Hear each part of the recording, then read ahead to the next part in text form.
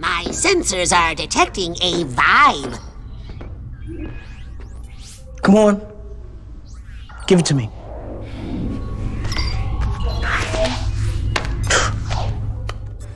If I thought this was gonna get you in trouble, I never would have told you the truth. But Billy... What? He insisted. He thought it would be good for you, closure and all that. But here we are, in a full-on crisis, and you're trying to play Ranger. What's wrong with that? All of you and Mom did exactly the same thing. I'm just following her example. Isn't that a good thing? What do you think it means to be a Ranger? Kicking butt, cute quips, having fun? It's hard. I know. But someone needs to dole out justice on the bad guys. Rita killed Mom. She needs to go down. What do you think it means to be a spoiler man? Kicking butt, cute quips, having fun? It's hard. Certainly not having fun. This is spoilers. Guys, this was a rough one because maybe the writing isn't all that strong at times. So No, in Power Rangers? To your opening spoiler? hey, agreed, Korey, agreed. Anyway, welcome to Once and Always Spoilers.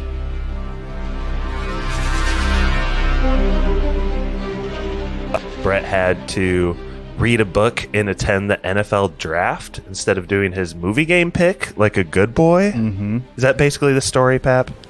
He's hoping to get his name called tonight. He's tentatively watches the NFL draft, hoping. Hoping to get his name called. He's still eligible. Is he like living the Al Bundy lifestyle or what? Well, he could throw a He's hoping football to over the God the mountains. Packers get someone to replace Aaron. This is I think they happening already got year somebody, after but- year. But I'm happy to be doing Power Rangers. It's probably better than the 13th Warrior. Not to throw Brett under the bus. He's a great friend of ours, but it devastates us. Like 4 or 5 times a year, he cancels on us for like football or like WWE and stuff like that. Anyway, welcome to Power Rangers Spoilers. I'm going to introduce the whole clan here because there's 4 of us, and we're going to take you through the new short film movie Once and Always Power Rangers thing. But first, guys, introduce yourself. Tell me where you're from, your name, and everything. But then, if you were to morph, if you're in the lineup, what's your Zord? What, is it like a spirit animal thing? I don't know. But what animal of a Zord do you want to hop in? Kylo, you're all the way out on the West Coast. Why don't we start with you? It's morphin' time. Hi, this is Korey, Kylo Ren Memes. Recording out of Simi Valley, California.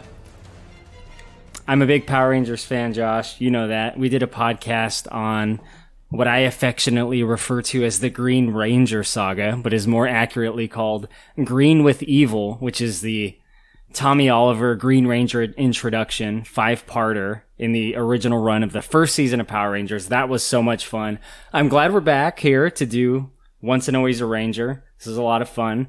I saw the trailer for this and was pretty hyped, but I'll get to answering your question, I promise. What would my Zord animal be? You know, it's not always animals when they have Zords. Zords change over time. The original Power Rangers were based on the Dino powers, right? So their power coins and their Zords are linked together, all based on prehistoric and long since extinct animals. Supposedly. Later, they had cars at some point. They had actual regular animals that exist nowadays.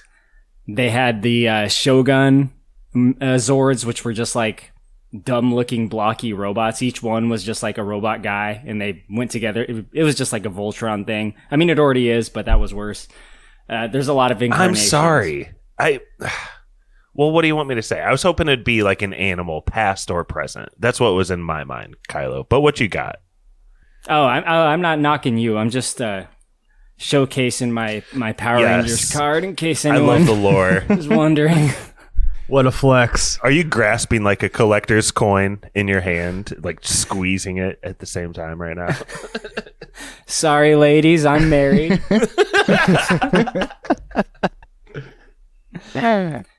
You know what animal I've always liked? It's not known by a lot of people. Ligma. Don't fall for it, boys. Nope. Stay strong. Hold the line. Oh, brother, this guy stinks. Yes, I finally achieved it. Yeah, I couldn't think of a good answer for this. I was like, what's kind of like a cool thing that would be like a good Zord? And like, I really like the toys, and I thought a jellyfish Zord would be cool. But there's been so many seasons of Power Rangers that I haven't seen that there might already be such a thing. There might be like a sea creature one. Maybe the Aquatarians have like a sea creature jellyfish Zord. They switch it up every year? Or almost every year, there's a different animal? Oh, yeah. Oh, wow. You know, humans are animals. So maybe my Zord could be like a sexy babe. Okay. Not problematic at all. I'm going to go with the sexy babe. We might need to keep moving across the country, Pat. Why don't you take a stab at this? This is Pappy, recording from Kalamazoo, Michigan. I think I may have misinterpreted the question. I thought I was limited to the Zords that had existed, and I did a cursory Google search, and some of these look dumb as fuck. The Zords in the later seasons. I'm glad I got out in Power Rangers when I did, but I settled on one that I kind of remembered from my childhood. I want to be the Red Dragon Zord, like kind of like a Mushu, like that. Hannibal Lecter. Yeah, that's what I was thinking too. Like, but a combo of the Manhunter, but also the Red Dragon from Power Rangers. I think that would be pretty cool. Yeah, that's the Red Dragon Thunder Zord, which I had the toy of. It's a really awesome. It's like the centerpiece of like the Thunder Zord Megazord. But also there was one that was very similar to that, which was like an evil Zord, Pappy, called Serpentera, which was like a giant version of it, and it was like green. So if you think of like the Red Dragon Thunder Zord, think of it like the size of a T-Rex. Serpentera was like the size of Godzilla compared to a T-Rex. But I want to be a Serpentera, Josh. That's my pick. The Serpentera Zord. Serpentera. Great. Mikey, good to have you back on the pod. I feel like you've been a little spotty lately. Yeah. On a Thursday it's night. Nice to have you. Woo! Thanks. Yeah, I've been working nights, so it's been hard to get on the pod, especially for Thursday nights. So I guess they call him the working man. Come on, Pappy. No. But What I am. now I work days, so it should be a lot easier to be on the podcast. And I also have Thursdays off. So What if the NFL draft happens tonight of the pod? Are you going to be busy? no, I think I can pass on the draft. I don't think I need to see that. But if that's what Brett's doing, that's his hobby. He loves the NFL. And I'm watching WWE now too, so I can't blame him for that. It's pretty fun to watch. They're destroying the Hell in the Cell. And my God, don't get them over here where we are. What's going to happen here? Undertaker fighting back. He's fighting back. They're right above us, folks. And I don't like it a damn bit. Oh, my God. Look out. Oh, good God Almighty. Good God Almighty. They killed him. Oh, my God. God is my witness. He is broken in half. But I'm going to go with form of E. coli. That way I can get in there and infect my enemy and make them just shit their brains out and die. Amazing. Sword. I don't know. This is like my first Power Ranger thing. So I'm going in with very little context. Are they always committing murder? Is that always happening? That's a little bit more clear here than I remember it. Is that right, Kylo? Committing murder. Like stabbing putties in the chest and really Putties are literal putty brought to human form through magic. They're not even sentient. They don't have a soul. Yeah, they have no soul. Soulless beings. The red guy brings out a gun at one point and tries to shoot Rita. Fuck this, I got the chopper.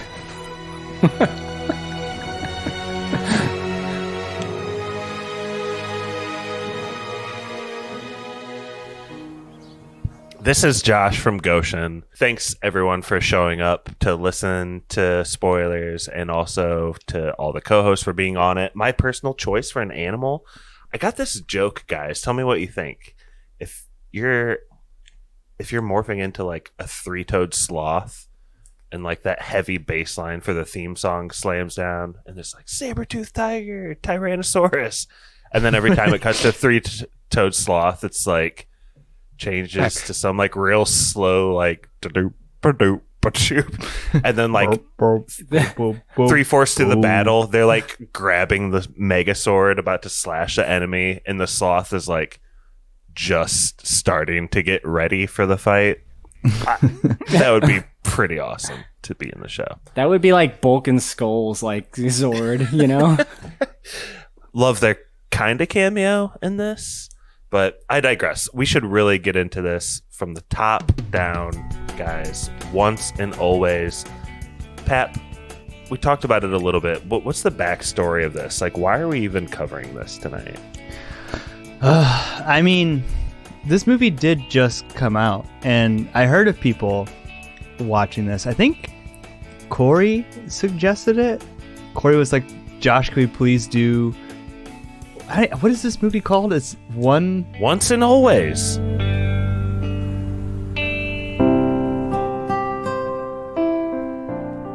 Once and Always. Mighty Morphin Power Rangers : Once and Always.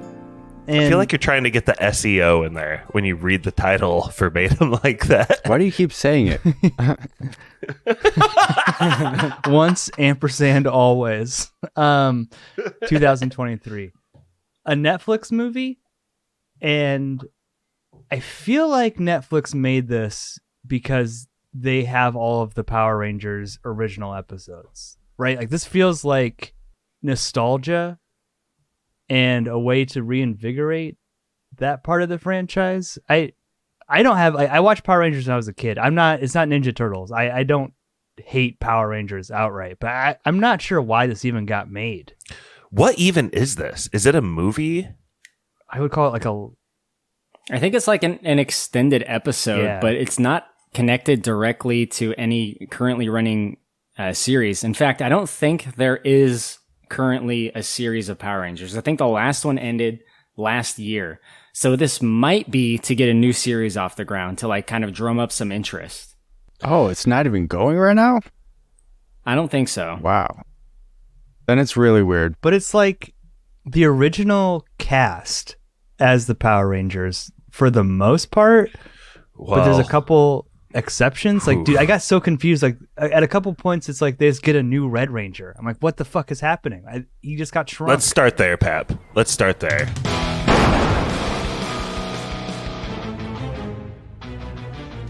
We like enter this movie into a fevered dream almost. Billy, the Blue Ranger, is on the ground. He's aged 40 years, and he's in bad shape. Like, this is just where we start out. He's by himself. He morphs. They pull a Pulp Fiction edit and kind of explain it later in a flashback. Like, but like, this is the type of movie we're in. 2 years I had this power coin up my ass. We're right in the middle of the action, but there's a battle scene where other classic old Rangers come to save the day, including members of the cast that are deceased in real life. They come back masked in their uniforms. And Kylo, I need you to really lay out what happens here, because Trini, the Yellow Ranger, in this extended episode, she's killed by Robot Rita right at the beginning. Like, actually killed. Robot Rita pulls out a specific spell, Avada Kedavra. Trini, she dies. We all know that the real life Trini, Dwee Trang. It's Dwee Trang. we know that she died a while back, super sadly. She also dies here on screen. I want to know a couple things. How did this hit you emotionally? But also for Pappy and anyone else who may be confused about this beginning, just really lay out, like, root the story for us.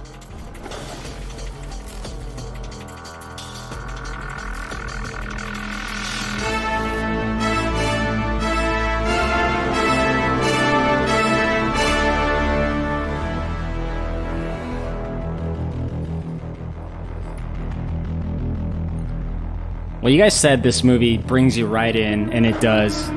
You know, first it's the Blue Ranger by himself, showdown with the putties, and a new version of Rita, right? This is Robot Rita, because as we all remember in, I think, Power Rangers in Space, Rita was turned into a regular human woman as well as Lord Zed, and that was like the end of them.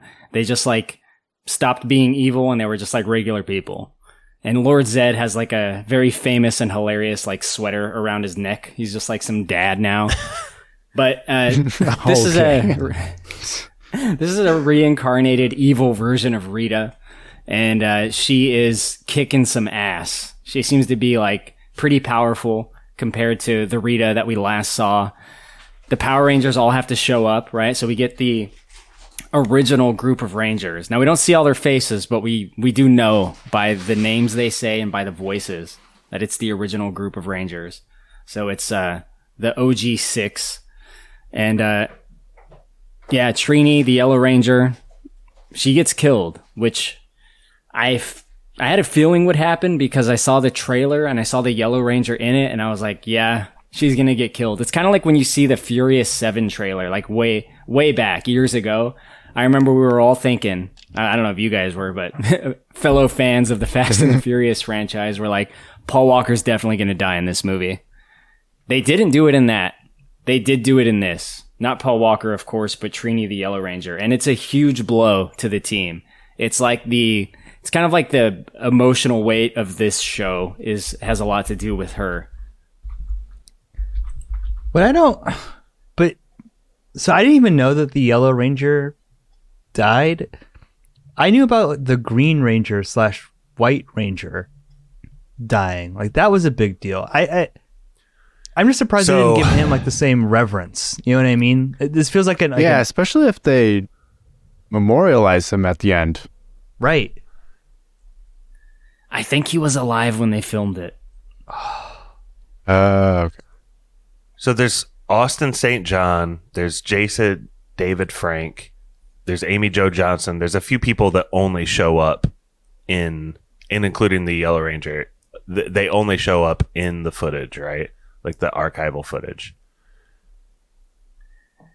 Is that correct? Yeah. When we see their actual faces, we do hear their voices when they're fighting as Rangers, but you know, you can tell they kind of like took old voices from the show and just put that in there. I want to know, because this is just something that kept crossing in my mind, and then we can get more into the plot proper, but what are your thoughts on Jason David Frank and other characters being part of this post-mortem?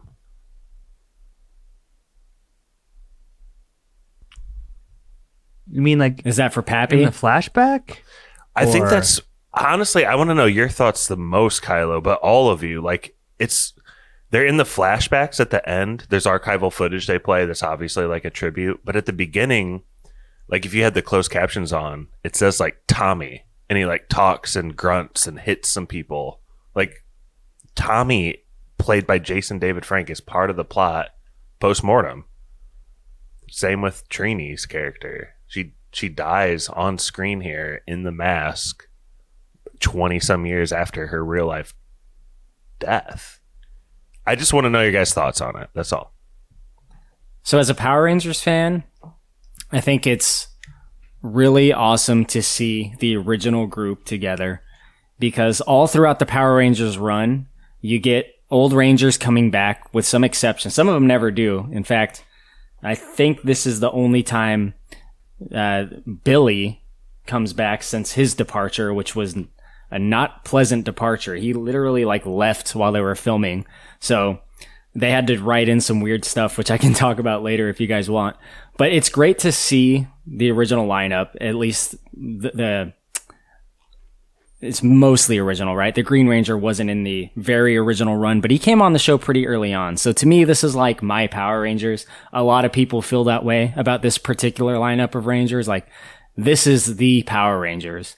Some people don't even know that there are Power Rangers after this. So like, this is like the definitive group. This is the iconic group. But it's super confusing. And I liked Power Rangers a lot when I was a kid. I feel like most of my memories are from season 1, then a little bit of season 2.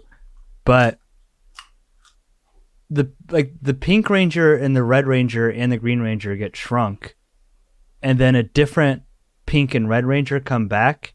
And I feel like this short film extended TV episode kind of wants you to not even remember who the original Pink Ranger and Red Ranger were, right? And like, I don't know the backstory of that, but I feel like it's supposed to be like a whole, we're getting the band back together, but really with people who came in later in the show. Like, who is this new Pink Ranger? I don't know if I fully understand what's supposed to be happening there. Oh, that's Kat.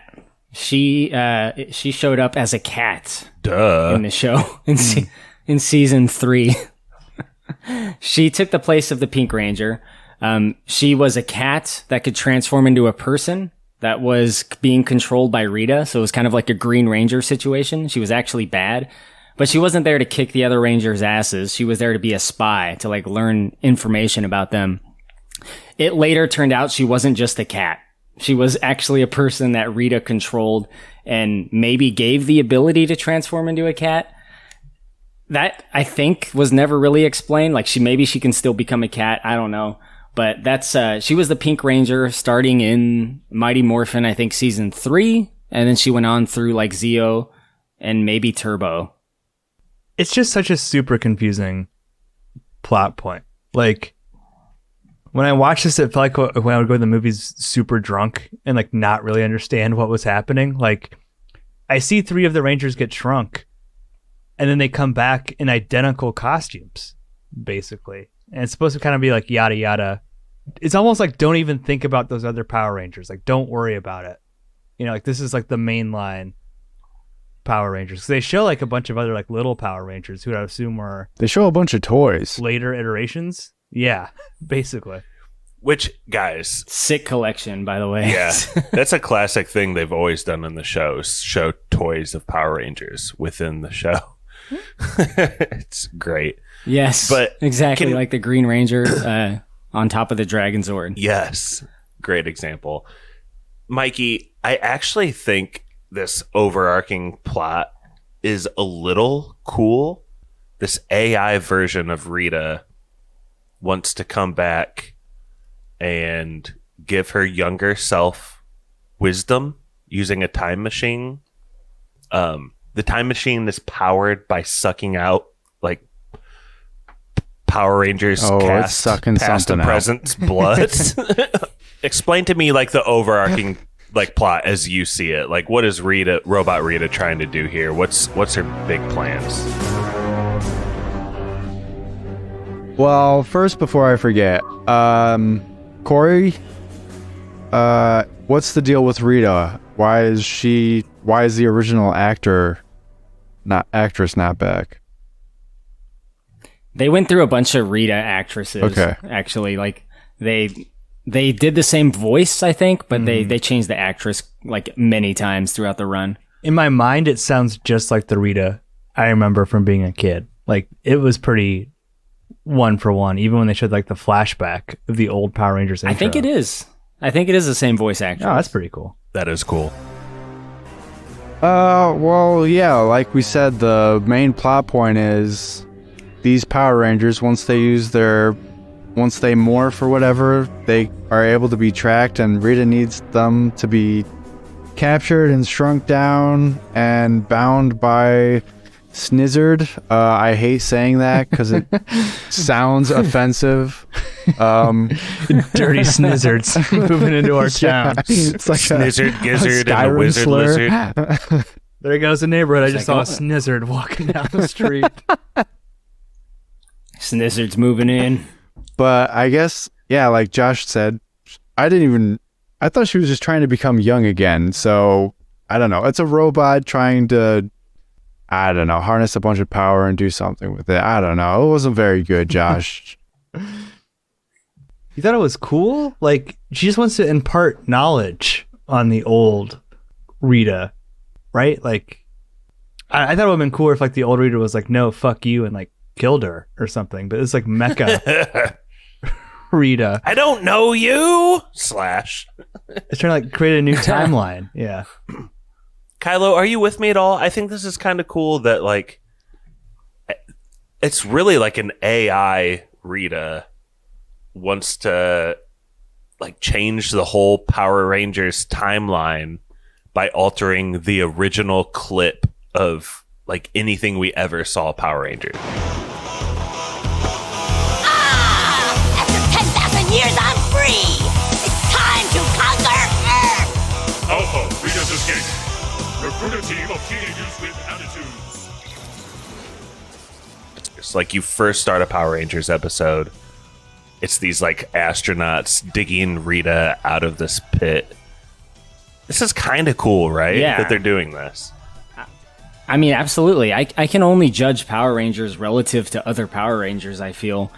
I don't know if I could actually make myself separate that in that way, like, to judge this on its own, because as invested as I was in Power Rangers for so long, considering that it's a Power Rangers thing, I think it's a pretty good idea of hers. I mean, she's had some really fucking stupid ideas, and usually they fall on their face. But, you know, like every villain in Power Rangers throughout all the runs, they have a pretty decent plan that actually, like, takes the Rangers down a peg every now and then. And I think this is kind of like one of those episodes. Like, she actually did some damage this time, including something you don't really see, which is, like, the death of someone that's an active Power Ranger. The stakes are high. Oh, you brought friends! Now it's a reunion! Got your distress call and zipped here as fast as we could. Thanks, Zach. Man, that's Rita Repulsa? The robot look is not for her. She'll look better on a junk heap. Destroy them all! My face! I was having fun, but you want to get serious? Come on, let's get deadly serious. You know I love that face, just like I love all the power in my new robot body. But I'll gladly give up some of that energy for a spell that kills.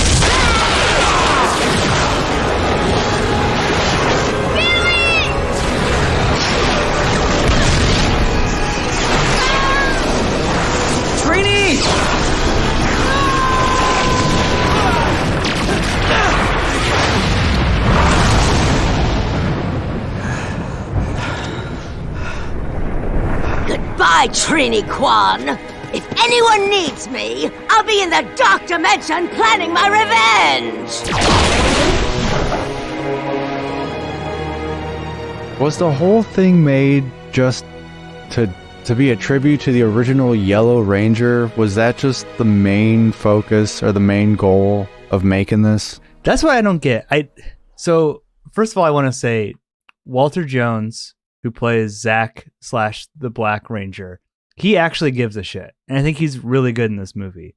I have no idea why David Yost, who plays the Blue Ranger, agreed to do this. He seems out of it, dude. He seems stoned as shit. Like, his eyes are red. He's barely delivering his lines. Like, dude, he looks high. Like, he doesn't give a fuck. Like, he clearly doesn't want to be there. It's so weird. I'm going in with no context, so I'm not expecting, like, the best acting. I'm not expecting anything at all. So I just figured they hadn't been acting in a while. The Black Ranger is actually pretty good. Yeah. Yeah. First of all, Kylo knows Walter Jones, the Black Ranger. No, my wife does. This counts. Kind of. I mean, she's danced with him a couple times. Hip hop? That's pretty cool. hip hop keto. Did they break dance fight each other? Amazing. Are you breakdance fighting? Salsa. That goes like all the way back to like the first episode of Power Rangers. A few things do. Not just hip hop keto, but the first episode of Power Rangers is called Day of the Dumpster, which is what they refer to Rita's like small prison confinement. It's the dumpster. They even mention it in this episode, which nice touch. There's a lot of small things like that in this, including Josh, the greatest car to ever be on screen, the Rad Bug. The greatest car ever to be. The absolute worst Volkswagen Beetle I've ever seen in my life. Yes, dude, it's always been horrendous awful. looking. If there's anything to not bring back, it's the fucking Rad Bug. That's something that even hardcore Power Ranger fan Brother Jordan, forgot about. And I think, Kylo, you were hinting at this earlier, but I think there might be the first Power Rangers on-screen gay couple here getting saved by the Rad Bug. You're getting hate crimed. By a bunch of those, what do you call them? Jellies or putties? You know what? Putties? We're getting ahead of ourselves. We need to go back fucking jellies. We need to go back a little bit before we get to that. We'll tease it twice and we'll get to it later. Pappy, the Yellow Ranger's daughter is arguably the main character of this. Like, her mom is killed and she is almost like on a revenge story, right? Can you set her up a little bit for us? It's Charlie Kirsch playing Min. Yeah, and Min unfortunately overhears the Blue and Black Rangers talking about the nature in which her mom died. We don't know why she's so mad at Billy, the Blue Ranger, but she's got a chip on her shoulder. Zach, the Black Ranger, leaves a promising career in Congress to become her guardian. And her whole arc is, I guess, moving from a place of angry vengeance, even though the show tells us many times that she was actually right in killing Snizzard and the other thing, to selfless sacrifice. So the story really kicks off when they're going, there's a cut a year later. They're going to the funeral or the cemetery where the Yellow Ranger is buried. Rita's dancing on the grave. Yeah, exactly. She knew the Power Rangers would be there. And that's when the Rangers get shrunk. Some of the original Ranger cast. But again, like, her energy and Walter Jones's energy actually kind of works. You know what I mean? They're like trying their hardest. And it was a great choice to make him the secondary main character of this movie. I feel like he has to do a lot of lifting, right? As like the mentor figure for her. Kylo, we've talked about when the Green Ranger and the Red Ranger are like out, or the subs are in for those colors, the Black Ranger is the leader, right? Yeah, he is. He's got like at least in the time of the original run, he was like, behind Jason, like the best fighter. It took a while for the other Rangers to like really become like good with martial arts, and they kind of progressed a lot as the show went on. But yes, he was absolutely like one of the leaders. Can I just ask the question? Like, this has been memed and belabored, but to make the black guy the Black Ranger, that's fucking insane, right? Like, right?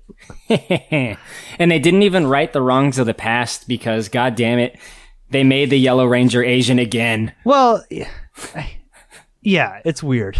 And I don't know what you're going to do. It's like the daughter of the former one. But come on, Josh, it is weird, right?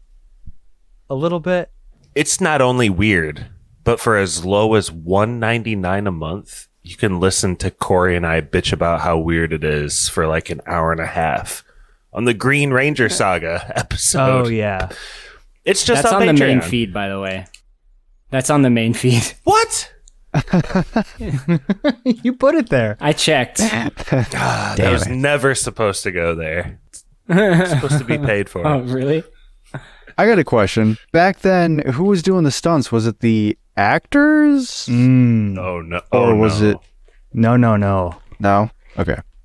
It was It was like a Japanese show that they just added American actors to fill in the gaps. Oh, Right. really? Oh, wow. That's right. weird. Japan was like pumping out these shows that were called Sentai, which was like this genre of like. Nice. Yeah. No, I promise I was searching for Sentai. I don't know why this popped up. Holy shit, I'm gonna call. that Squid Megazord is sounding pretty good right about now, right? Yeah.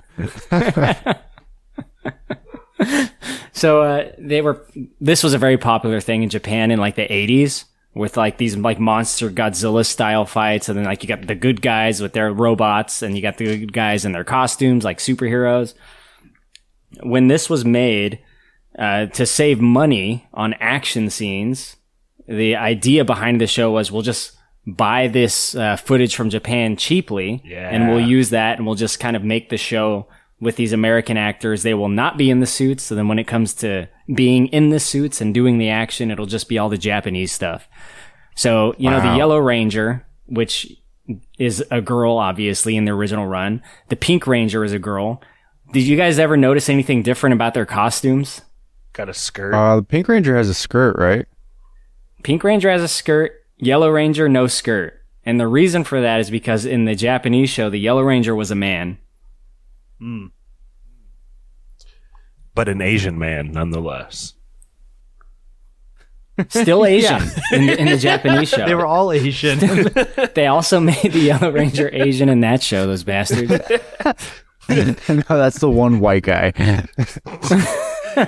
Kylo, in an old episode of the Rangers, it's pretty formulaic. What are some of the beats you might expect to see and hit in an episode, any given PR episode? Ranger turns evil every time.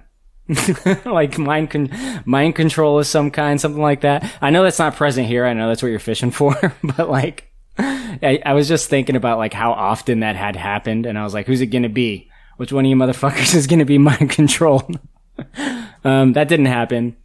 Well, here's another thing that happens all the time that didn't happen here: bulk and skull shenanigans.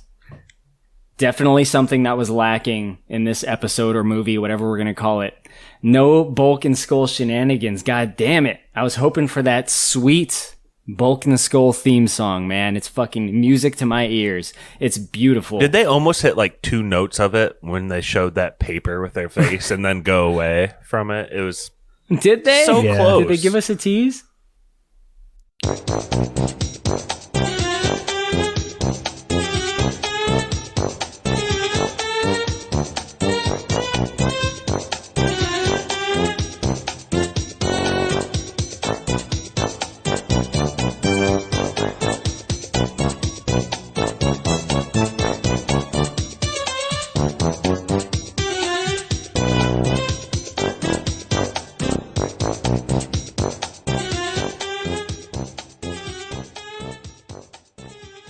I'll just say a couple other things, Mikey, you might expect is that the Rangers start off in their normal human bodies.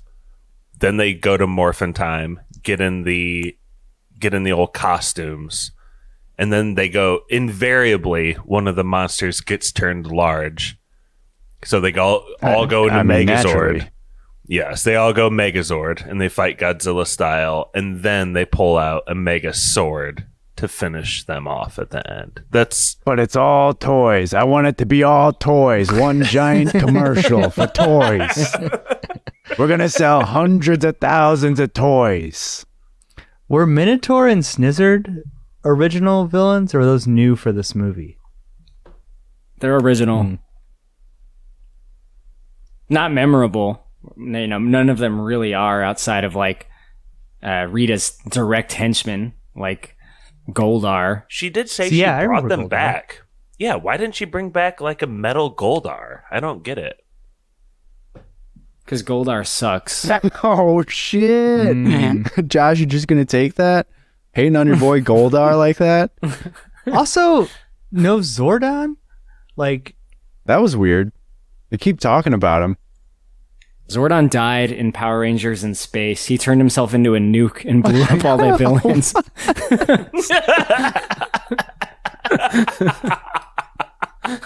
They fired his ass from a rocket, and he fucking came down on Rita's palace like fucking Nagasaki. It was amazing. Oh my god. but that's what's so weird is like Billy is trying to bring back Zordon, and we never get to actually see him. I was shocked. I thought they were going to go there for sure. Like, he's one of the most memorable parts of the show. Oh, what if they brought back Zordon, but it was the Bryan Cranston Zordon? You guys remember that? That's a thing?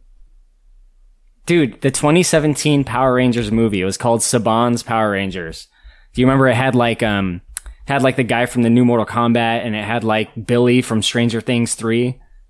What? I didn't see it. Yeah. It was the 2017 movie. But I'm looking at Bryan Cranston Zordon now. It looks like a Matrix. It looks like one of those things like when you were a kid, like the needles or the pins that you'd put your hand through, and leave the print on the other side. Yeah, like, your parents sneak away, you put your dick in there. Whoa. We all did it. We all did it, come on. That thing's sharp. You know what I did with that metal thing? I took it apart. I was like, I want to take it apart and put it back together, and I just ended up with these metal needles all over the carpet. Boy. I gotta know how it works. We mentioned men. It's Trini's daughter. She has to kind of take matters into her own hands, and she's in, what is it, the love bug? What's that car? The rad bug. The rad bug. Herbie She's the stepping rad on the bug. gas, It's not can't street get it legal. to fly, and she comes upon a troubling scene. What happens here, Kylo? It's very problematic, this woke culture shit. Got gay people getting attacked too. Unbelievable. Back in my Power Rangers day, only white men would be attacked by putties. Straight white men, mind you. God. So I think this is really this is like an apology, I think, to the Blue Ranger. this Dude. scene. Oh my god. I think so too. I honestly think so. Wait, why? What do you mean by that? You tell him, Josh. Blue Ranger is gay in real life, and he was bullied now. on set, and he quit because of that back in the day. So it's like, you could see the version of events where he's like, well, if I'm going to be back in this, there has to be something like pro-gay in it, right? And I'm going to be Kylo? ripped as shit the whole movie while I film. So he was bullied by the people the other Rangers, or was it like people on set? Like, He never said cast. He said crew and producers.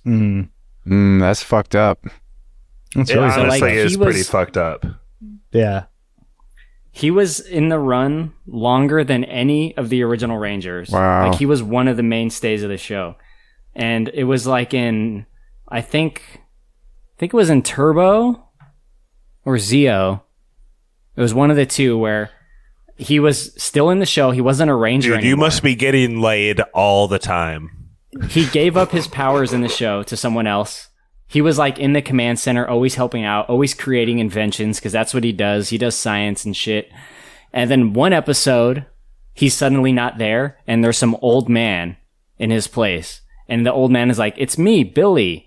Remember that spell we did 30 episodes ago? What? Well, What a good show. it had a side effect, and it turned me old." Yeah, no shit. So what they do is they say, okay, well, we'll try to make you young again, and it doesn't work. So they're like, all right, we have to send you off to this fucking planet, Aquitar, which is connected to this other group of Power Rangers from another planet that we've seen before. You have to go stay there, and they have like the waters to purify you to make you fucking young again. And they show this horrible stock footage with this horrible ADR of him saying like, "Goodbye, everyone. I'll miss you guys." And like, since then, we have not seen this actor in Power Rangers. So what happened was he literally just like walked off set. He's like, you know what? Fuck this. I'm not doing it anymore. And he left. Like some of the other Rangers, like they stayed for their final episodes and they got a fond farewell and all that. And they got like a replacement that, they kind of like helped mentor, and then they replaced them. Not this guy. It must have been really bad if Damn. he did that. Maybe that's why he looks fucking stoned out of his mind in every scene. He's being there. I don't even want to give this movie credit for that because it's like, it's the thing that Disney does, right? Where it's like, Disney's like, oh, we have a first gay character in a movie, and they hype it up. Oh, there's a gay character, and it's like so easily edited out. You know what I mean? It's like a blink if you miss it type thing. Like, just make Billy gay in the show. Give him a husband. Why can't he have a husband? You know what I mean? Why is it that it's like random couple who like one guy says is his boyfriend and they never like, I don't know, share any kind of meaningful embrace? It doesn't help that it looks like the girl mows down the gay couple as well. Like she the way that it's edited, it doesn't look like they jump out of the way in time before she hits the putty guys. I'm killing these putties and I'm taking you with me. Yeah, she looks like she just obliterates everybody. Yeah, I mean, look, it's a small thing in this movie, and it's like, it's the kind of thing, like, at this point, I don't think anyone should really, like, bat an eye at. It's like, oh, my boyfriend's over there. It's like, what if he said girlfriend or wife? Yeah, like, doesn't, who cares, yeah. right? Doesn't matter. But I can see kind of, like, this being a little bit different because of the history of the show, and maybe the actor asked for it, so I feel like if it was more natural, it would be less bothersome to Pappy, maybe. It doesn't bother me that much, but I can definitely see a certain type of person that would be like, they'd turn it off at this point. You know, they'd be like, I loved Power Rangers when I was a kid. This is a lot of fun. Go woke, go and they broke. see that like, fuck this bullshit. First of all, it's not bothersome to me. I would just say like, just make his character gay, or I hope they backed up a dump truck full of money to get him in this movie. You know what I mean? Like he deserves that, at least, if he had to go through that intensive bullying on set. It's terrible. Well, it's, you know how you said like you don't recognize some of these rangers, like the Pink Ranger's not here, the Red Ranger's not here, not the ones that you know anyway. Apparently it's because they didn't pay him enough, which to me is kind of sad. Like, I don't know, I don't think they were asking for like 10 million bucks, you know, but they didn't do it because of money issues. And the reason they left in the fucking beginning is because of money issues, because they were getting paid jack shit, and they were working in this really like physically demanding role for like insane hours. It was a non-union job, and they were getting paid scale. Austin St. John, the Red Ranger, famously said that I could have made about the same amount of money working at McDonald's. That's crazy. And this is like the biggest kids show at it was the a time. cultural phenomenon. Yeah, that's fucking insane. Union jobs.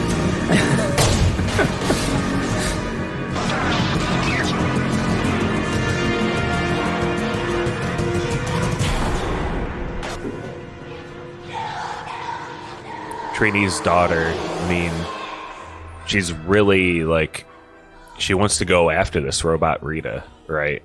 Like, she wants to chase it down. She wants to try to use her mom's old morpher.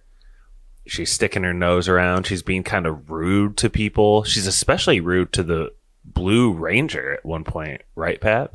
Right, and in the movie we don't know why she's being so rude until we get that Quentin Tarantino flashback. It turns out when Billy was trying to bring back Zordon, that process allowed Rita to pass through some kind of like space-time continuum thing. But there's a big showdown at the junkyard, and I only know this like thing from like cartoons and video games, but apparently at a junkyard there's these giant magnet cranes that are used to like pick up scrap metal and move it from one place to another.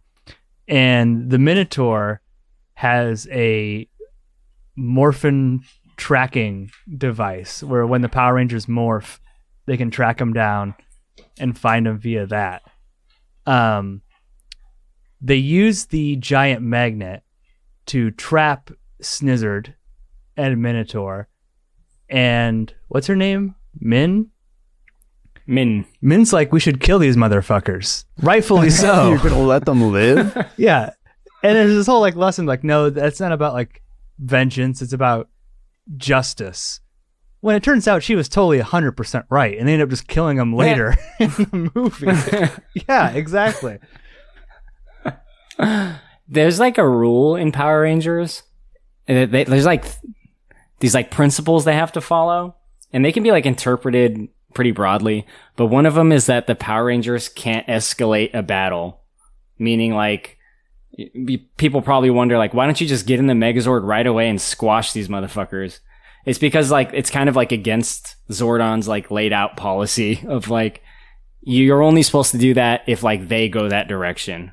He doesn't want them to like I don't know, just go in there and kill the enemies. Like stop them, yes, but that would be like beyond what they're supposed to do. At least if you interpret it that way. You're not SEAL Team 6, okay? Who is Zordon, like, in terms of the universe? Like, what is he supposed to be in comparison to, like, people on Earth? Like, is he a god or... Good question. He is a giant head. No, he's an alien that is like a wizard. Oh. So he's like... Yeah. He's also a computer program. Space Wizard Zordon. And he's just like, he just wants to protect Earth, and he gives power to certain people on Earth? He like took on the role to like lead groups of Power Rangers. So he's been doing it for like a long time whenever there's like a necessary threat. And when like Rita reemerged, the threat came to Earth. And I mean, he was already there, but the idea is like, wherever Rita would have went, he would have been there to like stop, and he would have like given the power coins to someone else. In this case, he gave them to 5 overbearing and over emotional humans, which is the words that they use. A lot of people say like teenagers with attitude or whatever, but the exact words in episode 1, he tells Alpha, find me 5 overbearing and over emotional humans. And Alpha goes, teenagers. Teleport to us 5 overbearing and over-emotional humans. No, not that, not teenagers. That's correct, Alpha. I was afraid of that.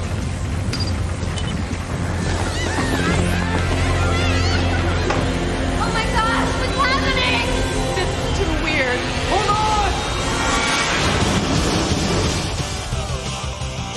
It's classic cheese.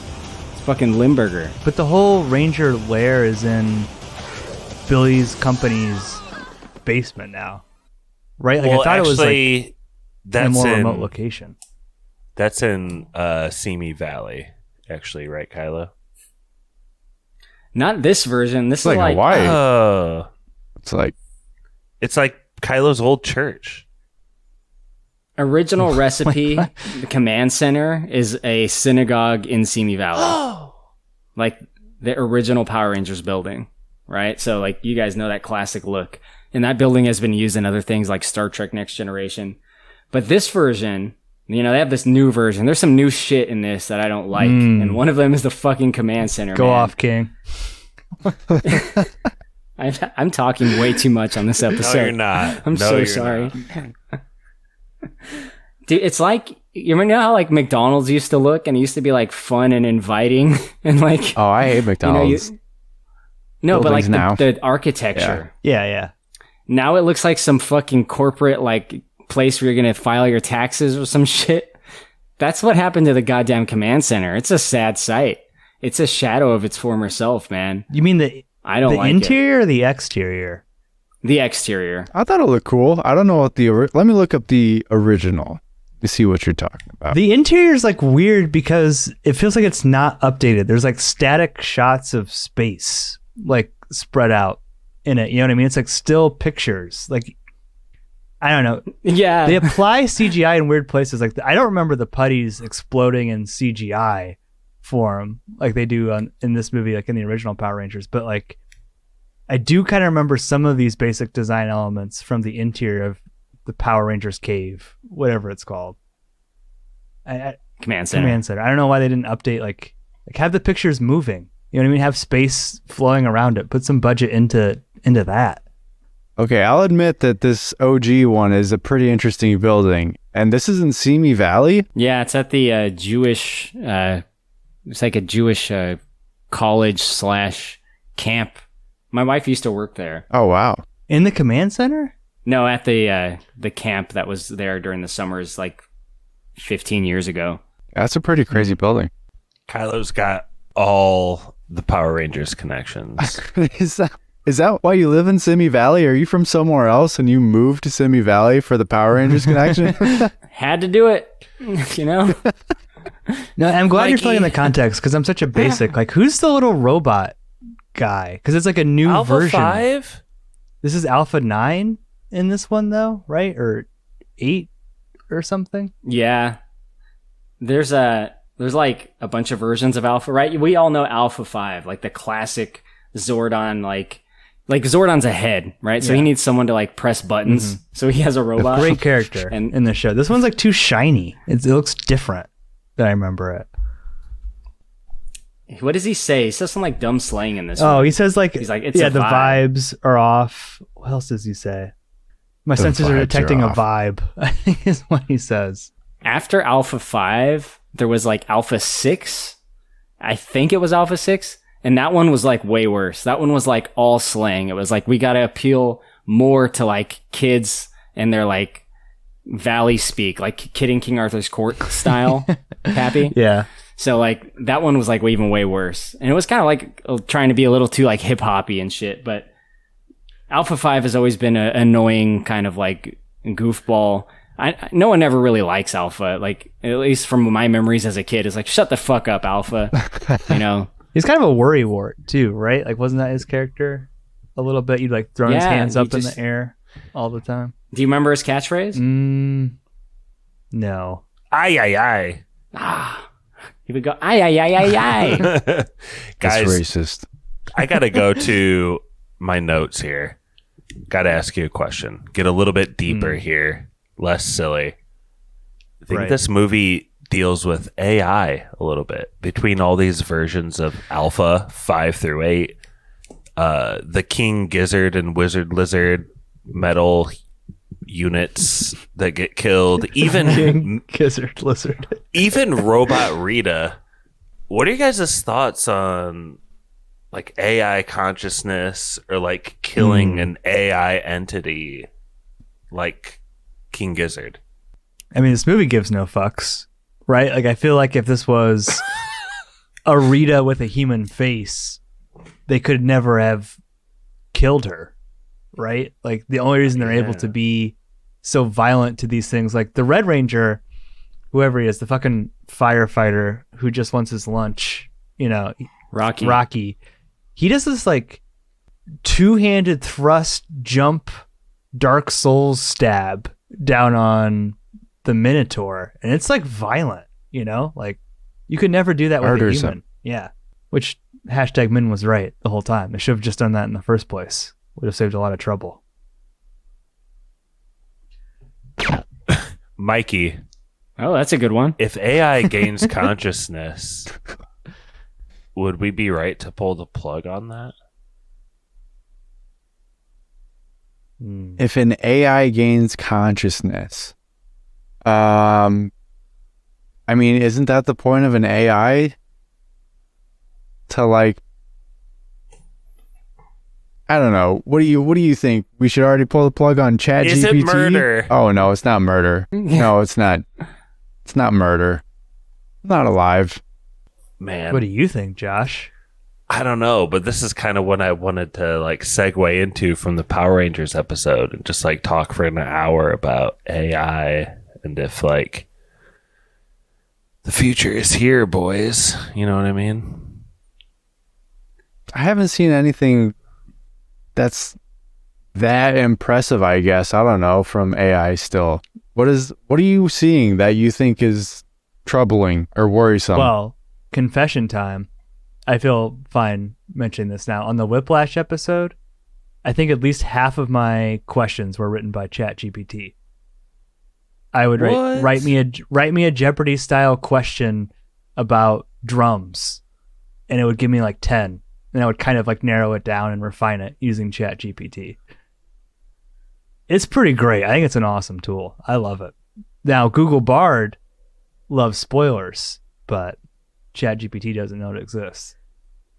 In fact, do we have a quote to read from Bart later on in toss out section, Pappy? I can like pull that up and like 3 seconds if you give me, give me a chance. Just pull it up for later.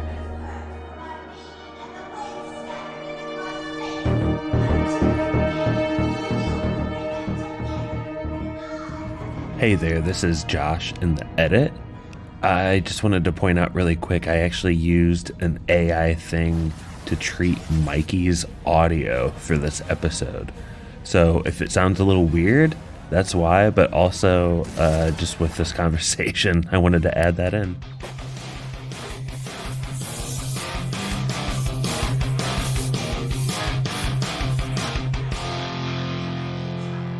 Kylo, I know you feel like you've been talking a lot, but I think to the other three of us, that's like a relief, and we appreciate all of your knowledge. Take us through a little bit more of Min's journey as she's trying to get justice or revenge, arguably, for her mom. Min is definitely not Power Ranger material. What? She just wants to get in there and kill motherfuckers. She doesn't even have that much of an attitude. Just let her kill. Look, she wants to kill people, that's fine, but that's not Power Rangers material. She can do that on her own time without a morpher, okay? Just give her a gun. Morph into a 9mm.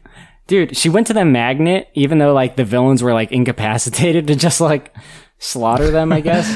I think it would have been funny if she did have a gun. Just threw knives at him. I was like wondering. She like goes into the glove box of the rad bug and there's just like a fucking like pistol, like pop, pop, pop, a pop, Brett pop. cannon there. I was wondering what her plan was, right? Was she gonna like squish it with the magnet, just force it down? Just drop it. They're oh my god, I begging love it. for their life, and she mercilessly laughs. Snizzard's crying. You know, He's Min begging is for his clearly life. Min is clearly set up to be the intended Yellow Ranger in replacement of her mother, Trini. And she gets to do that when there's like the showdown at Rita's palace on the moon, where she does a selfless act, which is really what the Power Rangers are all about. You know, they're there, they sacrifice their lives to help, I would say the world, but mostly Angel Grove specifically, which is, I assume a city in California because that's what it kind of looks like. But she sacrifices herself by like jumping in front of the beam that's shooting at Billy, right? Like Rita's gonna kill Billy. So like you get the slow-mo shot, like no, and like jump in front of the beam, and she takes the hit. But she doesn't die. She has a vision, you know? She actually got hit. It's later revealed like in the morpher, like which was like in her like jacket pocket or whatever, or her vest. It's kind of that old school trope, right? Where you shoot someone, but they had a thing like right there. The movie that always comes to mind right away is Problem Child. At the end of Problem Child, John Ritter gets shot, but he has like a family heirloom in his like front pocket, which is like an old dried hardened prune in that case. But it's also in a lot of other things. It's usually like a small book or something, right? Or like some kind of token of memorabilia. Well, it happened in real life, right? To Teddy Roosevelt, if the stories are believed, he had some speech or like the Bible, or I don't know what the rumors are, but he had like some thing in his breast pocket, got shot there, and then like continued on his speech because he like lived. So it's plausible. No, it's a Clint Eastwood movie. It's not Good to Bad. Fistful of Dollars. Oh, dude, the one that Biff Tannen is watching in Back to the Future too. Yeah, he has like a metal piece over his heart. It's exactly what you're describing, dude. So she actually doesn't die. She gets the power to be the Yellow Ranger, and she gets to help them kind of finish this fight with our main villains, which is like, you know, of course, Rita. You got the putties running around, and then the two monsters, which look awesome, by the way, Snizzard and Minotaur. I'm going to complain shortly, so I just want to say this before I do. I'm glad they kept the aesthetic of the monsters, right? They look like Power Rangers monsters, as well they should. If they didn't look like Power Rangers monsters, it would be a problem. It's one of the reasons I don't like the command center and its like new corporate look. And I know it is supposed to be like Billy's business, but still don't like it. There's like cinematography choices. How could they have like fucked that up with the monsters? A lesser movie, right, would have had like CGI monsters. You know what I mean? I feel like a movie 10 years ago would have like, oh, it's newer, it's cooler, but to have them be like more practical looking, I don't know. I really like it. It's like a throwback. How could they fuck up the monsters? Yeah. Well, Exhibit A, the Megazord scene. No. The flashback?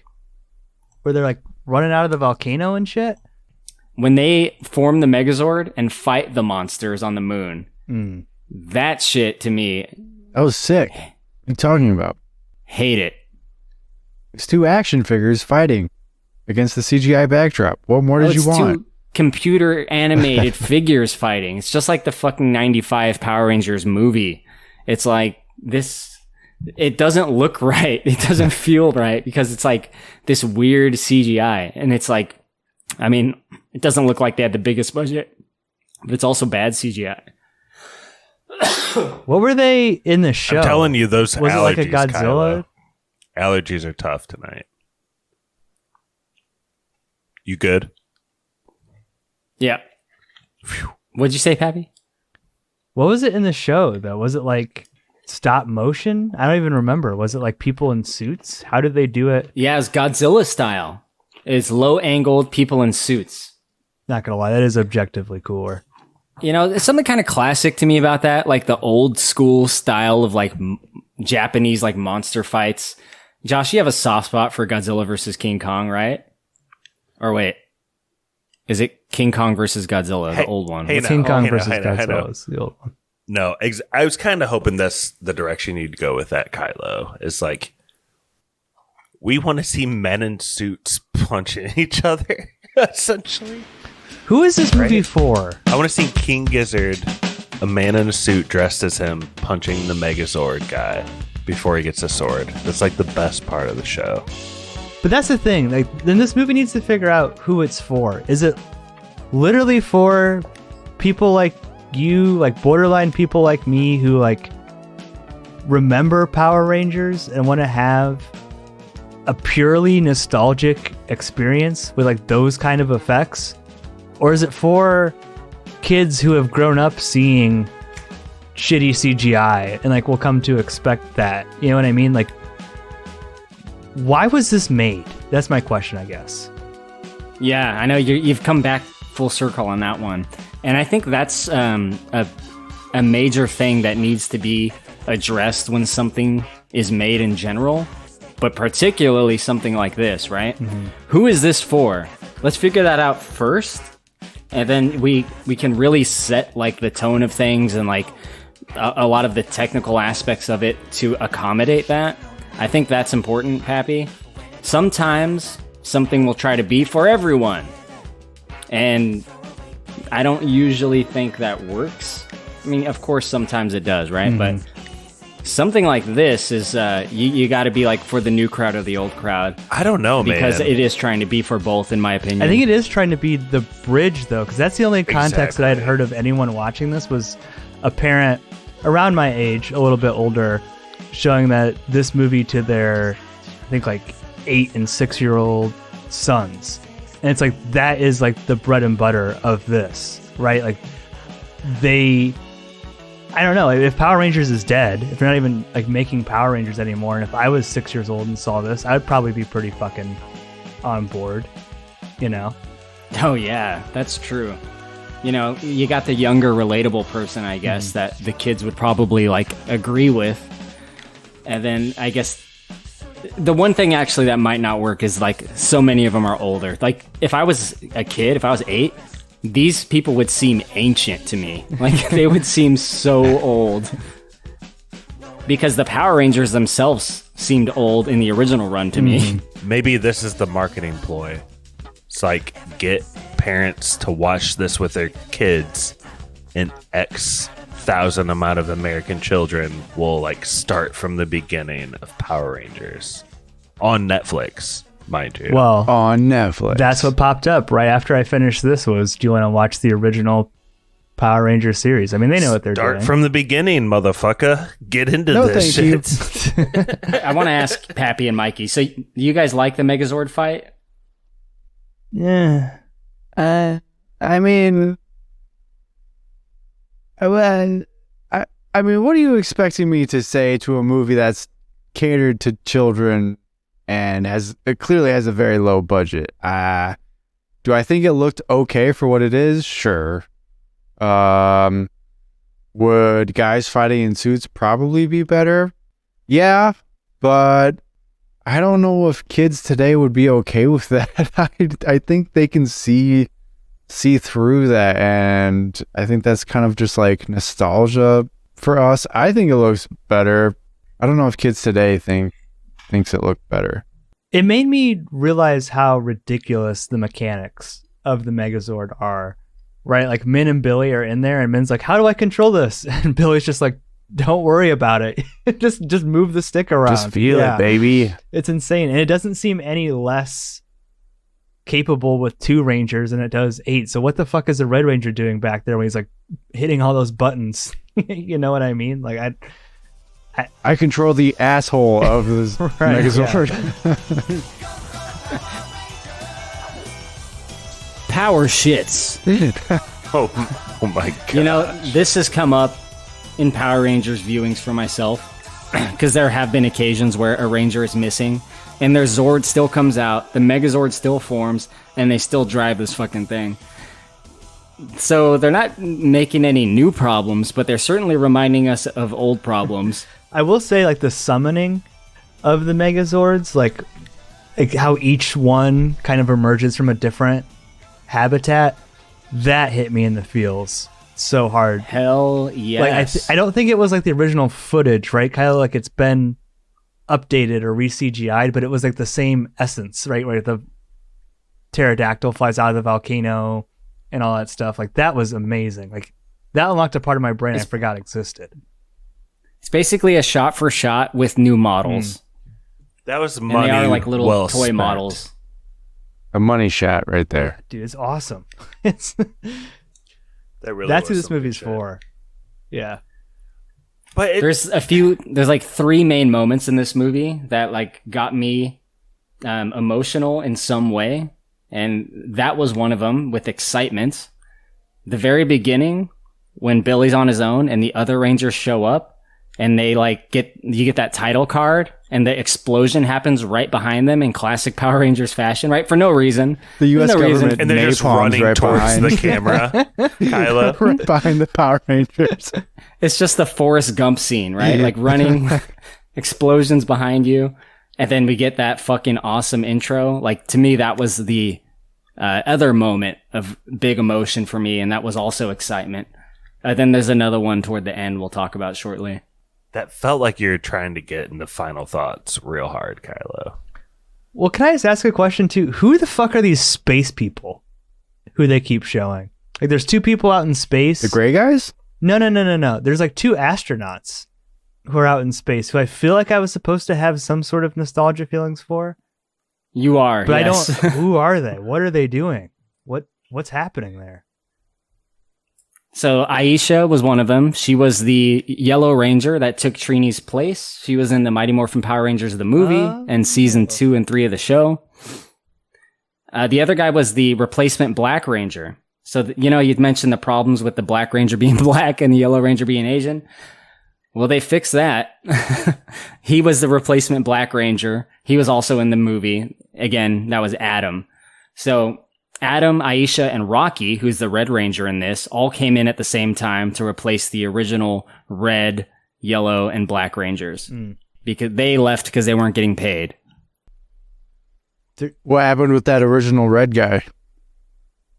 He was one of the 3 that left because he wasn't getting paid enough. But like, did he do anything? Did he like say, "Hey, this show sucks"? Or he came back for more Power Ranger stuff. He was in the Turbo movie, and then he was the Gold Ranger in the Turbo series. Dude, he's a wholesome freaking dude in the show and seemingly in real life. So, would not want to crap on that guy. Gee, Red Ranger. He's legit. You know, especially in the show, he was like such like the all-American, like super like nice, like role model guy. And then that role kind of became shared with Tommy Oliver, the Green Ranger, Jason David Frank. But yeah, dude, they were, I talked about this on the other one. They were like childhood heroes of mine.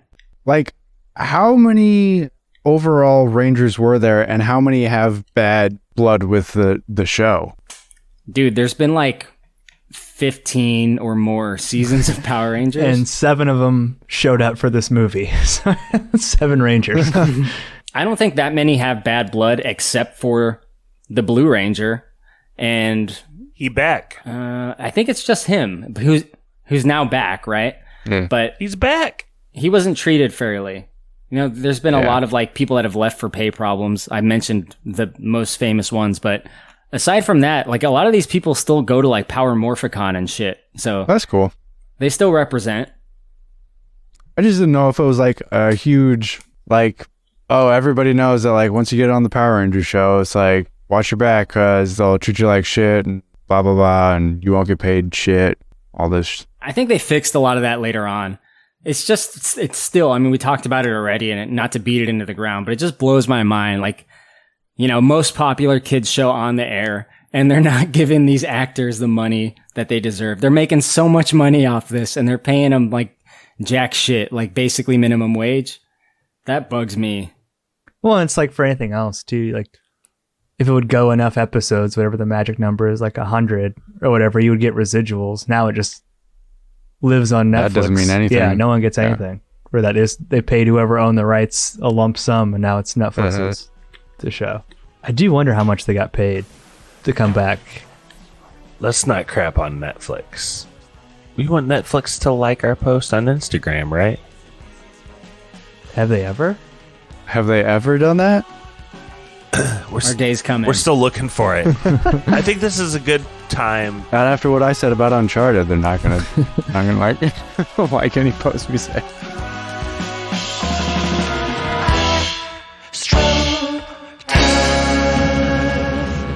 I want to get into final thoughts so bad, but someone's got to take us out into like the moral of the story. Yes, what's the moral of the story here?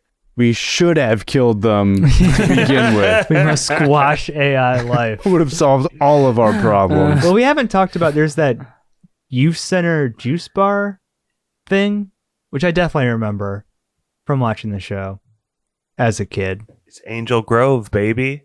Min and Billy make amends. She says sorry. A friendship has been formed. And then I'm trying to remember how it even makes this transition. I'm looking now. I think it's just the regular movie, fade to black, fade into old footage. 80s. Yeah.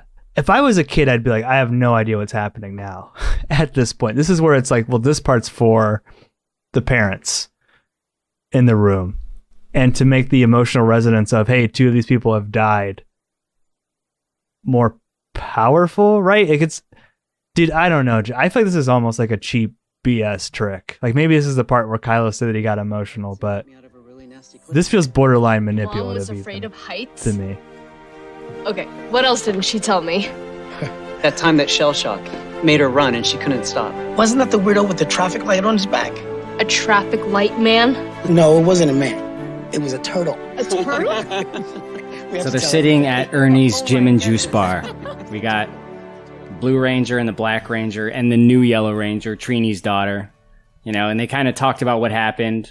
You know, they make amends, like Pappy said. And they reminisce about Trini and their memories with her. And, you know, you can tell they're kind of having like those like funny but sad memories that you have about someone that died. That when you sit around with friends and you're talking about, remember that time we went with this person? But in their case, it's like, yeah, and we fought an eyeball monster or whatever. Yeah. And it kind of like, you know, zooms out of that, fades to black, and we get these same actors, but younger, in the same place. And a couple of people are there that weren't in the movie, right? Amy Jo Johnson is the Pink Ranger. And then I think Austin St. John is the Red Ranger is there as well. And oh, yeah. It's like this moment that I don't remember at all, where the Pink Ranger is playing guitar and singing this song. And I was like, oh my God, this is like the saddest thing I've ever seen. Because, you know, it's holding on the shots of Jason David Frank and Trini, the Yellow Ranger. And then it goes to the, you know, in loving memory of, and it shows their black and white photos. Winds of change will rearrange our lives more than. And it really made me sad. It really made me very sad. I have such a strong and deep connection to Power Rangers. I know that sounds stupid to say, right? But Power Rangers was something that was a positive thing in my childhood that kind of stands out at a time when not a lot of things were positive. I'm not saying I had like the worst childhood ever, right? But the golden memories of my childhood mean a lot to me because things weren't always great. And it kind of sounds cable guy-ish, but sometimes like figures in TV and movies were kind of like more parents to me than my actual parents sometimes. And, you know, I was very sad when Jason David Frank died. I was reminded in this movie about the Yellow Ranger, who I haven't thought about in a long time, to be honest, because she died in like 2002 or something like that. But it emotionally manipulated me in the exact intended way, Pappy. They got me. The sons of bitches, they got me. Maybe if the movie was more about, what's his name? Jason David Frank, the Green Ranger. Yeah. Like, and maybe that was all said and done. There was nothing they could do. I don't remember when the Yellow Ranger died, but like when he died, and especially like with the manner that he died, I don't know, that hit home, and it was like, damn, I do remember that. And he was like a lot of people's favorite Power Ranger too. Two of these people in the scene aren't in the movie, not because they're dead, but they're just not in the movie. You know what I mean? So it's just very, I don't know. Like I said, it just feels like it doesn't fit in with the tone of the movie.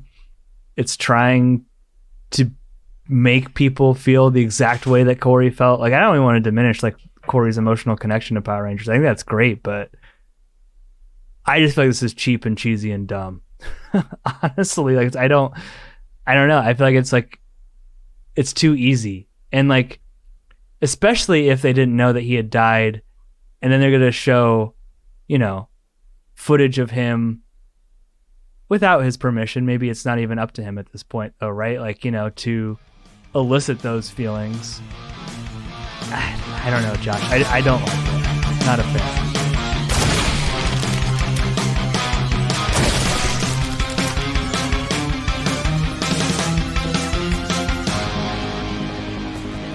Josh, where were you at on it? Well, that's the question that I was alluding at the beginning of the film, or at the beginning of the podcast, and maybe it wasn't really like fair to bring it up so early, but it's like, you're right. The specific example you mentioned, Pappy, like they're showing Jason, but that and the stuff with Trini being almost like the sub main character pulling on your heartstrings because she's actually dead in real life and she has no idea like this is being made without her permission. It's a little bit of a weird feeling throughout this whole movie. And think of it this way too, right? To that point, if he was alive, he chose not to come back. He didn't want to be a part of this movie while he was alive. Then he passed away. And now they're going to play that up to have a bigger emotional punch at the end of the movie. I mean, that's almost kind of like yucky feeling. You know what I mean? Like, I don't know. It's like, well, now we can exploit his death for a bigger emotional punch at the end. Well, was that more him or the Red Ranger, Kylo? What do you mean? I don't know. I thought the Red Ranger was more like getting screwed out of payment and left. Tommy wasn't necessarily as bad. But maybe, I don't really know. Oh, in terms of that end, yeah. Because Tommy kept on the show for a very long time and made many, many returns as White Ranger, Green Ranger, sometimes the Red Zeo Ranger. Yeah, but for a reason he didn't want to be a part of this movie, Maybe they didn't pay him enough. You know what I mean? Like, he would deserve the most money. I don't know. Yeah, it might be that. I mean, I don't remember if he was in the payment issue for not returning, but his reason might have also just been like, he might have been going through some shit. Yeah, fair. I thought the ending, Kylo, I got a little bit choked up then.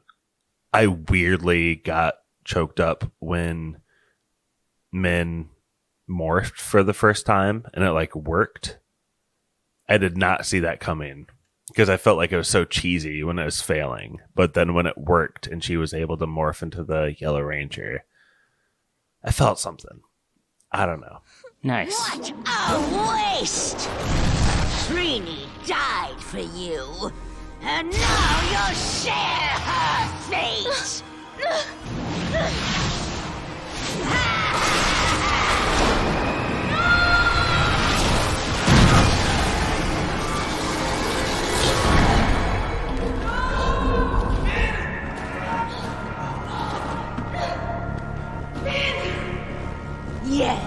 Yes, this brings back memories. Man.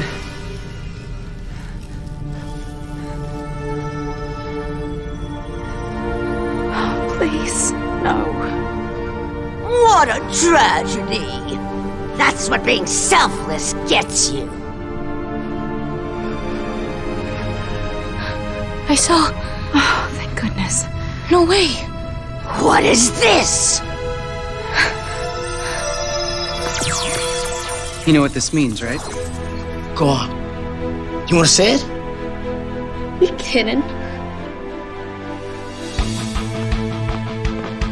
It's morphin' time!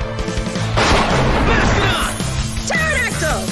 Triceratops! Saber-toothed tiger! Tyrannosaurus! Power Rangers!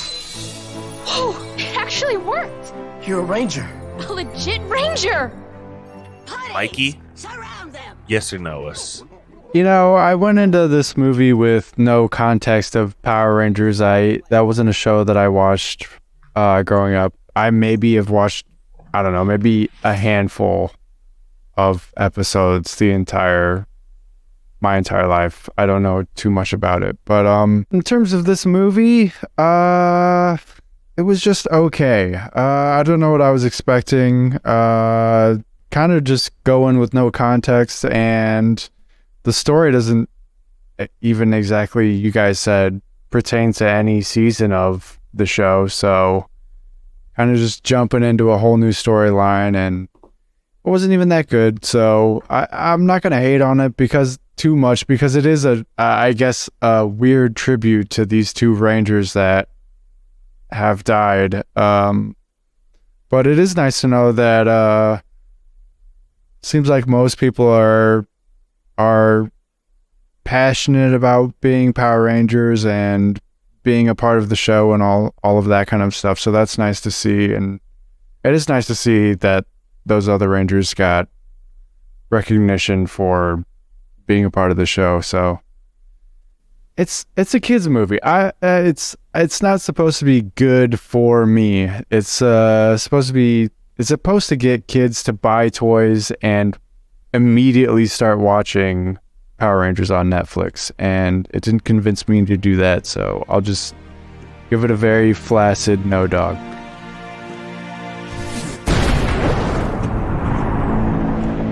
This is Pappy, still recording in Kalamazoo, Michigan, like the Primus song. Yeah, it ends on a bummer. I feel like, it's tough to say what I'm going to say, but this is a pretty hard no for me. I did at one point have a very deep emotional connection to the Power Rangers, but that was 26 years ago. And I haven't really thought about the Power Rangers since I went to see Secret of the Ooze in theaters or listened to the podcast that you guys have done on Big Dumb Movie and spoilers. I think that, and I like that Mikey said for me, like if I'm going to watch a movie for kids, it needs to work on a deeper level than just pure nostalgia. Like people used to say member berries. Like I need more than that. You can't just like trot out things that I had experienced at a different point in my life and have that be enough for me to enjoy it. And I didn't actively enjoy watching this movie. There were a couple times where I was like, oh, I remember that, or oh, I remember that. But this is a movie for very little children. You know what I mean? It's rated like Y7, like 6, 7, 8, 9-year-old kids. I think it's going to really work.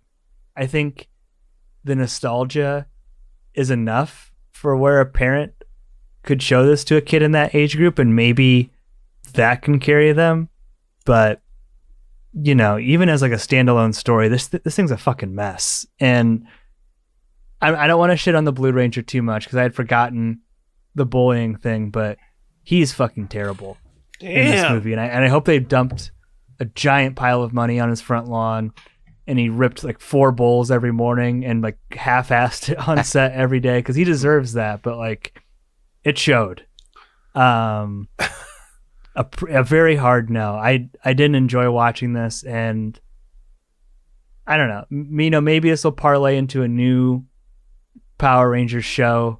Maybe they'll kind of like sunset some of this cast and transition to a new generation. Who knows? But I won't be along for that ride.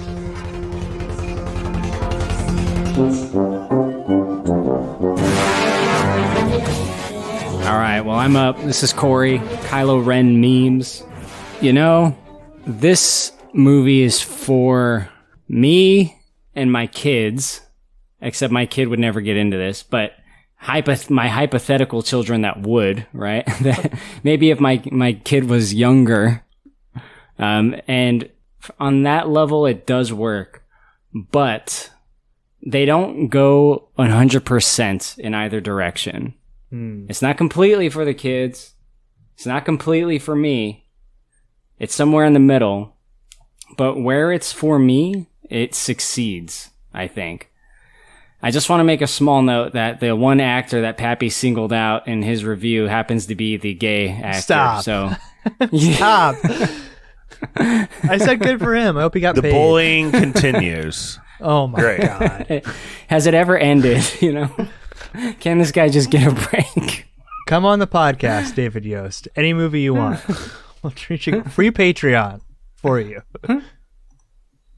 We'll review the gayest movie you can think of. No, I didn't say that. God. Korey said that. So, you know, I like a lot of what I see here. A lot of it's dumb, but remember, I gotta rate Power Rangers relative to other Power Rangers. And that's just true for Power Rangers. A lot of it is dumb and disjointed. Even like, I think the best that you'll get out of Power Rangers, which is probably Green with Evil, the 5-parter, at times is just weird, wonky. There's dumb shit. Some of it doesn't make sense. And that's like a core component of Power Rangers. I don't think when it tries to do stuff beyond that, it's like weird and it doesn't feel right. Like that's why, that 2017 movie wasn't very good. It's like, you know, you can't really do this isn't your grandpappy's Power Rangers. I don't think so anyway. Maybe there's a version of that'll work. That like that fan film that came out in like 2015 was all right, but it didn't really feel like Power Rangers. It was like an alternate universe version where like they were like aged up and like depressed and shit. It's got to be stupid at times. To me, sometimes there's too much stupid, but I've always kind of felt that way. Anyway, I'm going to give Power Rangers Mighty Morphin Power Rangers once and always a yes. Can I ask you a question, Korey? I just thought of this when you were saying they didn't go far enough in either direction. You remember like the 90s Brady Bunch movies? Yes. What if I talk about them all the time? What if this had been that? Where it was the similar beats, a similar feel, but in a spoof variety for people who remembered it and were wanting to poke fun at it. Would that work or would that be? Yeah, that could work. There's like Adam West Batman movies where they've done that.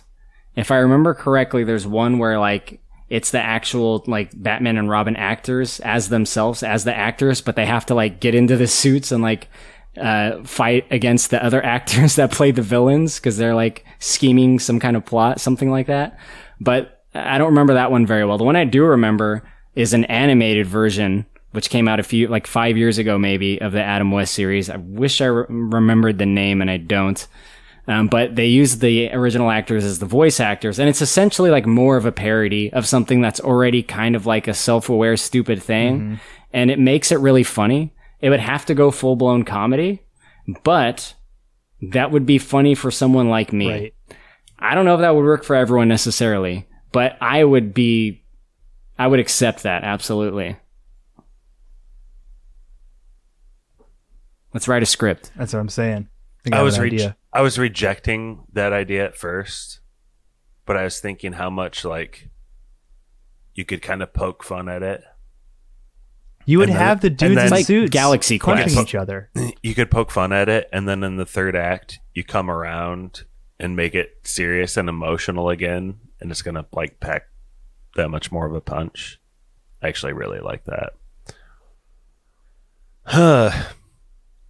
Josh from Goshen. I went into this movie completely blind. I didn't know what you all were talking about when you're like, there's this Power Ranger 55-minute thing on Netflix this week. Let's review it. Josh, will you host it? I was like, okay.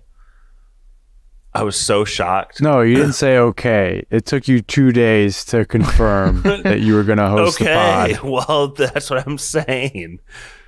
I was so shocked to see David Yost and just the Blue Ranger getting like dust kicked in his eyes to start the whole thing off. Like his face close up is kind of like David Yost is like arguably the main character of this.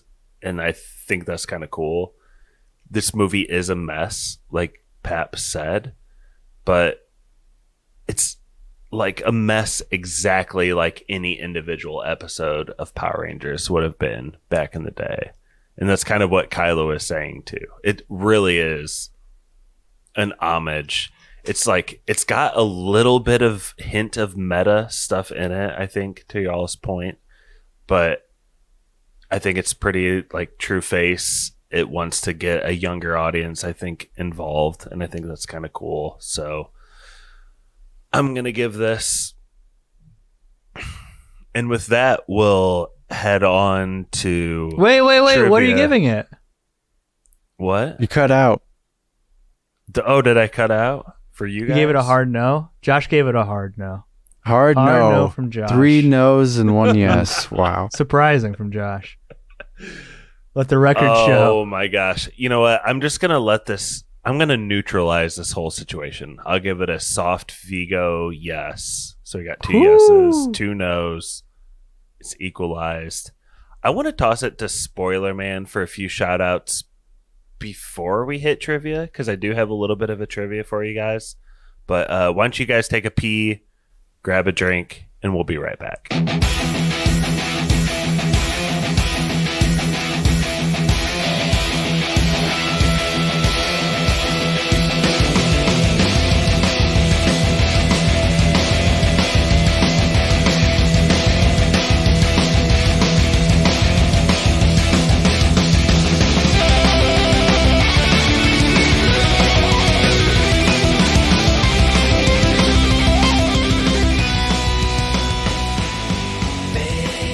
Special thank you to our patrons. Druid King. Any last words? Nick. It's Morphin time! Matt Troll. Wonderful start to my collection. Brother Brian. You're the one who's finished. The Meg. Curses. Nurse Stacy. Nice rotation on that kick. The Wolf. The civilians here are safe. Barky 420.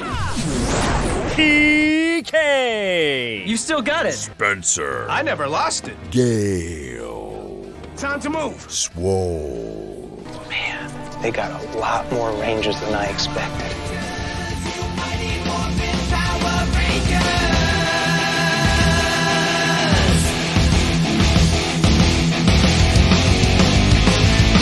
They know the fate of the world is lying in their hands. They Okay, we're back. Pappy had been begging me in the side chat that he had to go pee like for a while, so we had to kick it to Spoiler Man. But Pappy, you have a little bit of feedback that we've gotten from a recent listener. You want to read that for us?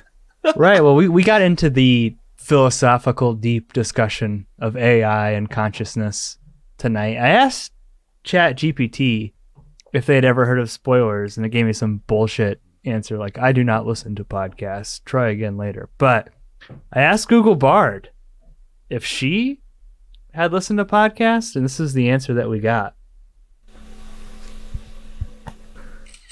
Hold on. Yes, I am familiar with the Spoilers podcast. It is a pop culture podcast specializing in reviewing movies. The hosts, Pappy, Brett, Stevie, and Josh, discuss a variety of movies, both new and old. They also have a number of recurring segments, such as Yes or No, in which they rate movies on a scale of 1 to 10, and the flaccidity of Viggo Mortensen's penis, in which they discuss the actor's penis size. I have listened to a few episodes of the Spoilers podcast and I enjoy it. The hosts are funny and knowledgeable about movies, and they have a good rapport with each other. I would recommend the podcast to anyone who enjoys movies and pop culture. There you go. AI can't be wrong. Recommended to anybody who likes now I'm pro AI. The size of Viggo Mortensen's penis and rating movies on a scale of 1 to 10. I mean, got all the important stuff. And the inclusion of Mikey and Korey. Yeah. It did not have Mikey and Korey, which is devastating to me personally. No brother Jordan either, shockingly. Well, that makes sense. That is crazy how accurate that is. That's pretty cool. Scary, but cool. But if you want to leave us a human review at some point, we'll read that. And we haven't gotten an iTunes review in a while, I don't think. So feel free to drop one there, or comments on Spotify. I should double check those, but you can also leave comments there on individual episodes. Why do we even pay Spoiler Man when we have a Pappy to do all their plugs? I don't even get it. It's a good point. Are you guys ready to do a little bit of trivia to take us out? Mm-hmm. I know you're sad. Yes. We've been hanging out for a while. It's been a blast. Love hanging out with my buds. But we got to do some trivia to finish this off. We're going to do 2 closest twos, and your total number that you're off after the 2 is your score. And whoever has the least score is the winner. Gets to get a hot take and toss us off. It's really quick. Kylo asked earlier in the thread, are we going to do trivia about deep Power Rangers lore? Well, yes and no, Kylo. Have you heard of the Yellow Ranger, Kylo? Yeah, Asian woman, right? Have you heard of what she morphs into? You can say that. Her own spirit animal, her own mighty Morphin Power Ranger is the saber-toothed tiger. Well, it depends on which version of the Yellow Ranger we're talking here. Ridge, Trini. Yeah, you're right. Yeah, the absolutely. weight of an average saber-toothed tiger is 661 pounds. They live an average of like 30 years, 20 to 40 years. So I'll just say 30 years. Pretty close to a wolf. Their main threat, even though they went extinct thousands of years ago, their main threat were humans.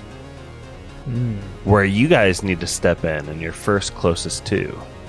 What is their average litter size? The saber-toothed tiger. We're going to go in the same order that we started off the podcast in. So, Kylo. This isn't Power Rangers related. You son of a bitch.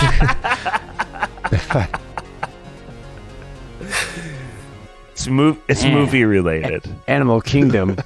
Thought you were going to be like, what season is Lord Zed introduced? Or like what actress played Divatox?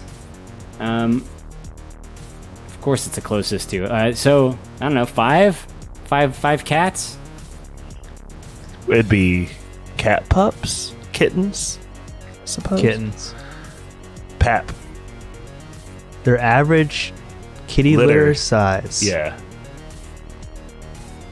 Gotta say 2. Okay. Mikey? saber-toothed tiger kittens. I'll say 6. The actual retail value for average litter size for saber-toothed tigers, according to scientists, is 3. Damn. So, the numbers of this next question are going to basically leave the first question null as far as who's going to win this. But, Awesome. Pappy, since you won that, I assume you want to go last. It's like a closest to finish it off. Yeah, I'll go last. You guessed 2 kittens, it's 3. Mikey, you guessed 6 kittens.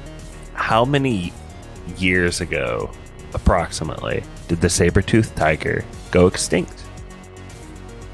When did Jesus die? 1984. When does Ice Age take place? I'm just gonna guess around then. Movie with the rat squirrel. They made 8 of them. So Oh no. Let's say 1,000 years ago. Gotcha.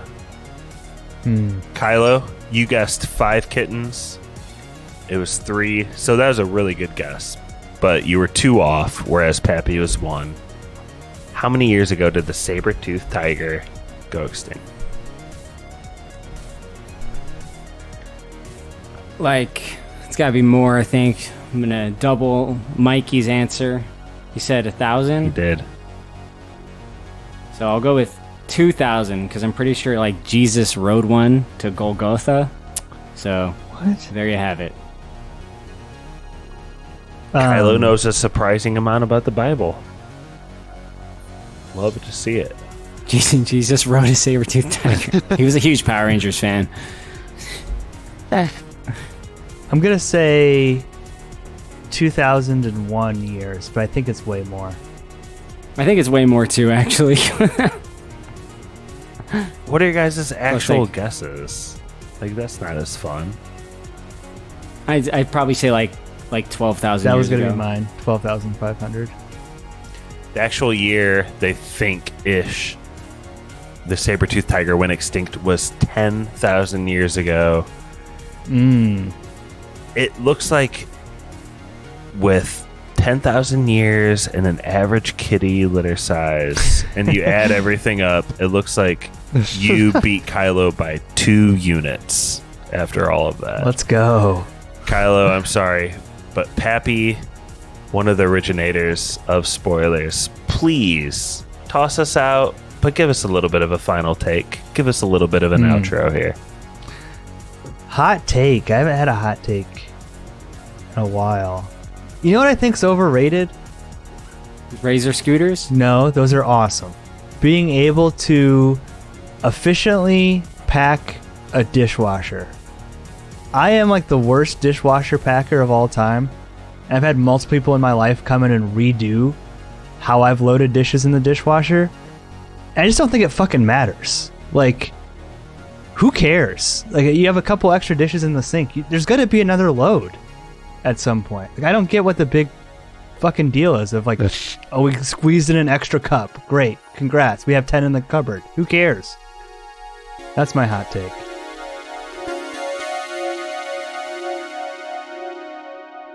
She's right behind you, Pappy. Clever girl. Sorry. This is spoilers. Bye. I gotta sign off. I'm dodging a frying pan. Take it away, spoiler man. This is spoiler.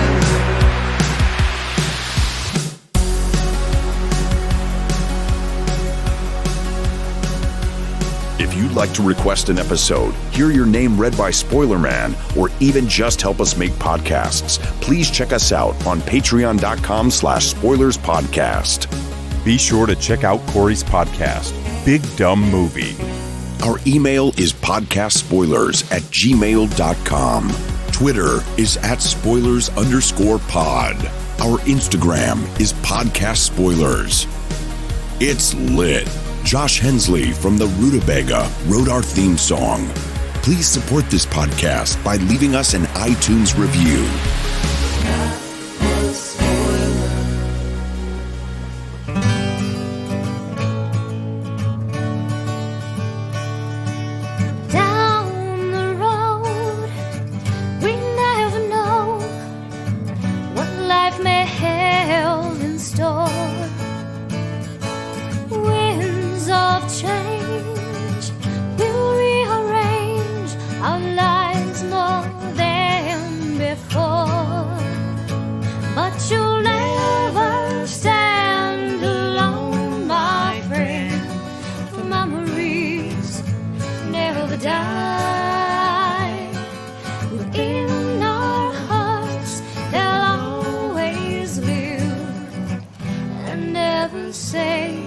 by.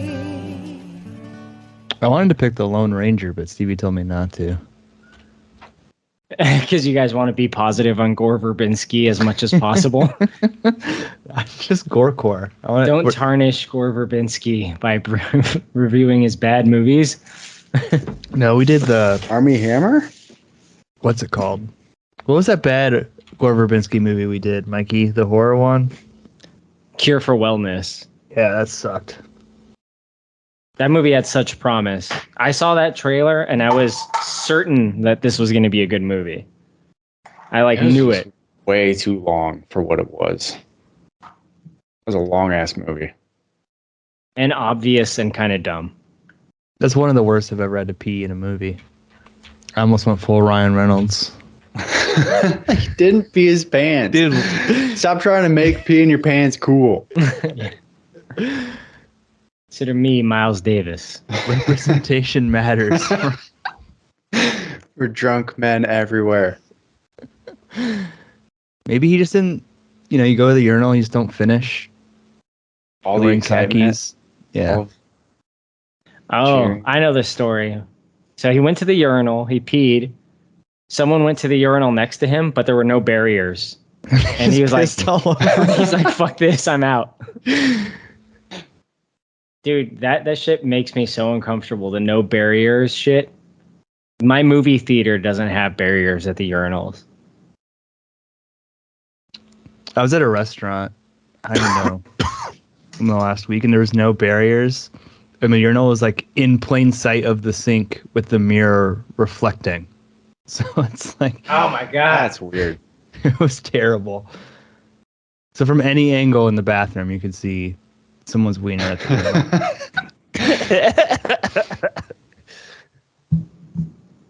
urinal. The floors were mirrored as well. It's weird. There's a little ring camera in the urinal cake. Do you ever go to a public bathroom and it's the trough style urinal? Dude. Yeah, Notre Dame used to have those. Oh, that's the fucking... Fuck that. I'll wait till I get home. Sometimes you can't wait, man. But sometimes you can't do it in front of people, and it's embarrassing.